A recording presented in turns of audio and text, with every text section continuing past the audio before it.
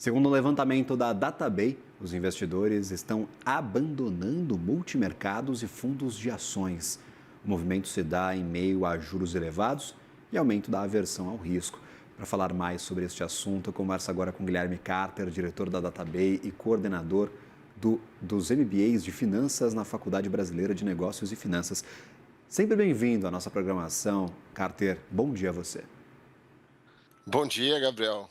Antes de mais nada, agradeço aí pelo convite e, de novo, parabenizo aí o trabalho de vocês e de toda a equipe. Agradecido, meu caro. Sempre bem-vindo por aqui. Claro, com muito conteúdo bacana. Este estudo indicando que risco é palavrão no mercado em 2025. O Carter, o pessoal continua tirando dinheiro de fundos mais arriscados?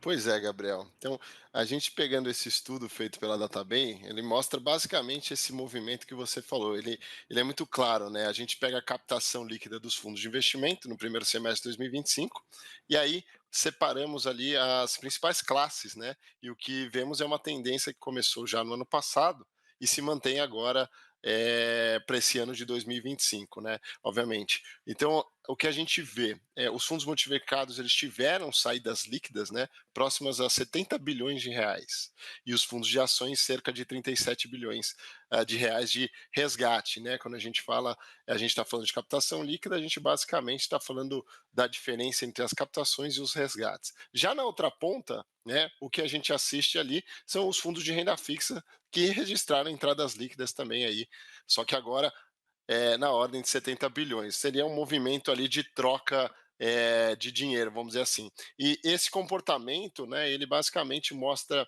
uma relação direta com o cenário macroeconômico que a gente vive hoje. Então, a gente tem uma taxa de juros elevada, né, aí o retorno da renda fixa fica bastante atrativo. Então, quando o investidor vê seus fundos de ações ou multimercados entregando resultados aquém do esperado, ele naturalmente migra parte do patrimônio para a renda fixa, e a gente assistiu isso já em 2024, isso segue firme agora também em 2025. Mas a gente foi além, né? Então a gente também mostrou outro ponto interessante, né, Gabriel, que foi olhar mais também detalhado ali o movimento do fluxo de investimentos da Bolsa de Valores, né? Então a gente pegou dados ali da B3, compilou e analisou, e o que a gente percebeu foi que no primeiro semestre de 2025, os investidores institucionais eles tiraram, né? Obviamente aí são os fundos, eles tiveram um saldo líquido negativo em todos os meses, né? Vendendo bolsa também. Isso que basicamente corrobora para também os dados de fundos, que são os resgates nos fundos de ações, né?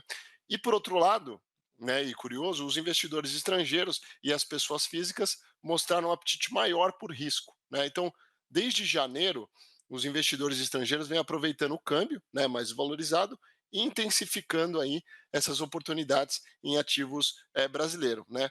Mas, né, porém, contudo, e aí com todas as os poréns, a gente vê, a gente estava vendo aqui agora há pouco na CNN, que é o assunto do momento, a gente viu que esse cenário está começando a mudar recentemente, e o fator novo e bastante delicado é a guerra comercial entre o Brasil e os Estados Unidos, né? Então, as tarifas impostas ali estão trazendo os impactos relevantes, né?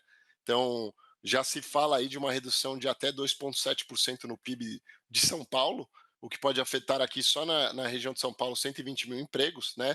E São Paulo sempre é uma proxy para o Brasil, então isso não é pouca coisa.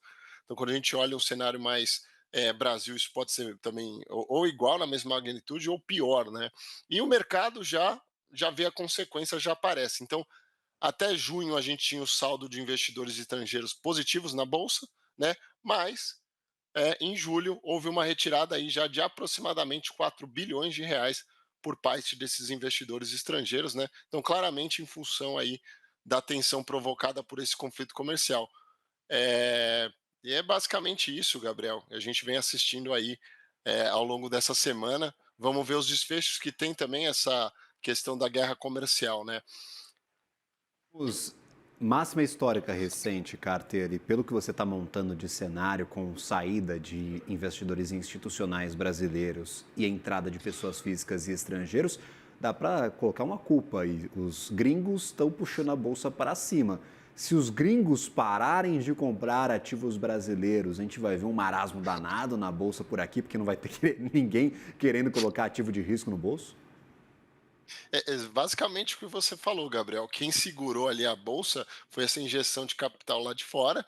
Mas quando a gente pega esse cenário, e aí eu tive conversas aqui com o nosso economista, o Lucas Oliveira, que cuida de toda a parte aí de dados micro e macroeconômicos aqui na Database, e a nossa visão é que em um cenário na qual essas tarifas sejam mantidas, né, que seria obviamente o pior cenário, mas e aplicadas de forma plena, nós teremos um impacto significativo sobre a atividade econômica doméstica e também sobre a renda disponível. Então, isso porque os Estados Unidos eles continuam sendo um dos maiores e principais parceiros ali comerciais do Brasil, né? Então, o que, que a gente pode esperar? Então, a gente, por um lado, vai ter um desaquecimento da economia, se isso obviamente se manter, e esse movimento, por um lado, pode ajudar a reduzir a inflação, lógico, você tem ali uma depressão econômica, e abrir espaço para o corte da taxa de juros.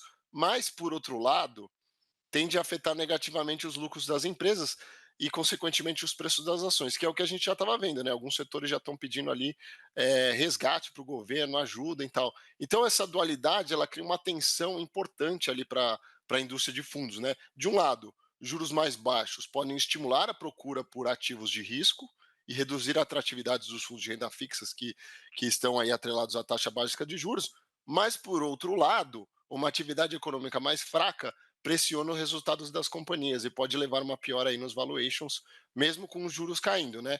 A gente, obviamente, ainda vai verificar isso no resultado das empresas, mas tudo que já aparece é que se essas taxas continuarem, a gente terá um cenário muito catastrófico aí, que de estímulo à economia, mas com as empresas tendo problemas. Enfim, o que a gente, lógico, modelou aqui, pensou lógico, diante desse cenário de reprecificação dos ativos e incertezas e de mudança aí no perfil dos riscos da carteira dos investidores, nossa leitura é que no segundo semestre de 2025 tende a ser um período aí de transição para a indústria de fundos, né? Então, se tivermos lá em 2026 um novo ciclo de corte de juros, combinado, né, e vamos ser otimistas, a um arrefecimento das tensões comerciais, parte das saídas de capital pode ser revertida e o apetite por risco pode voltar a crescer. Então, a gente acredita que para o investidor, o momento exige atenção redobrada na composição de portfólio e é hora de pensar ali na diversificação mais do que nunca, né? Então, quem obviamente já estava ali exposto mais ao exterior, isso cada vez tem sido mais fácil para o mercado como um todo, isso dá um certo conforto, né, para a carteira de investimentos. Então, a gente acredita nisso, né? A gente também não acredita que sejam mantidas a médio e longo prazo, senão realmente a gente vai ter um problema grande essas tarifas, mas a gente acredita que, de certa forma, como os outros países estão, a gente viu a União Europeia já fazendo essa negociação, chegou em tarifas mais altas, mas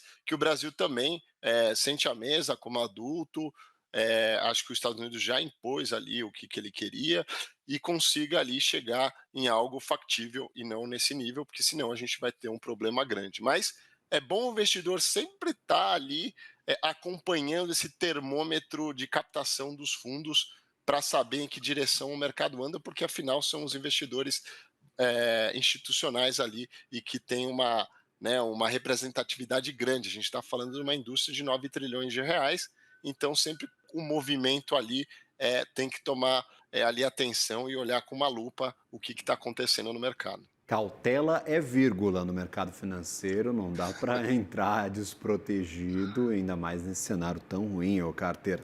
E aí, claro, a receita não parece muito boa para os fundos de risco. Você falou que tivemos muitos saques, e aí, como consequências deste tarifaço, talvez uma redução da renda disponível, ou seja, o pessoal vai ter menos dinheiro para colocar no mercado financeiro para investir, propriamente dito. E também, talvez, alguma queda para as ações em geral, ou seja, o mercado um pouquinho mais nervoso. São dois fatores que não ajudam na captação de fundos de risco, Carta. A gente pode esperar mais turbulência para esses ativos. Gestor de fundo de ação em multimercado não tem trégua há uns anos e não deve ter agora. Exatamente, Gabriel. Acho que esse tempero vem ali para dar, assim, é meio desagradável, porque a gente já estava ali numa toada de aumento de juros já observada nos últimos anos, né? Chegamos num pico ali de 15%. A ideia era que, lógico, a gente ainda estava falando de manter, a gente olhando a curva ao longo, né? A gente tem problemas fiscais relevantes no Brasil, e esse tarifaço que vem, ele dá um tempero totalmente desagradável para esses gestores, para a economia como um todo, e aí fica cada vez mais cauteloso o cenário, né? É lógico, que nem eu disse, a gente espera, né, que sentemos ali na mesa como adultos para de fato negociar e ter um negócio melhor do que essa tarifa de 50 e não tenha essas quedas. Mas a cada dia que passa parece que, né, o lado político fala muito alto e tal, e a gente tem que ter muito cautela. E os investidores, obviamente, ficam amargando isso, né? Então, assim, o cenário não é legal, mas o que a gente acredita é: vamos sentar, vamos ter uma negociação melhor, vamos chegar num número que não o anterior, talvez não os 10%, mas os 50% também não, vamos chegar num comum acordo e vamos seguir, né? Aí a tendência desse arrefecimento de tensão comercial a partir de 2026, ali também acho que abre com uma inflação também mais baixa, caminho, né? E a gente já tinha visto isso no começo do primeiro semestre, né? O investidor estrangeiro já entrando na bolsa, já com topo de juros lá, vendo oportunidades.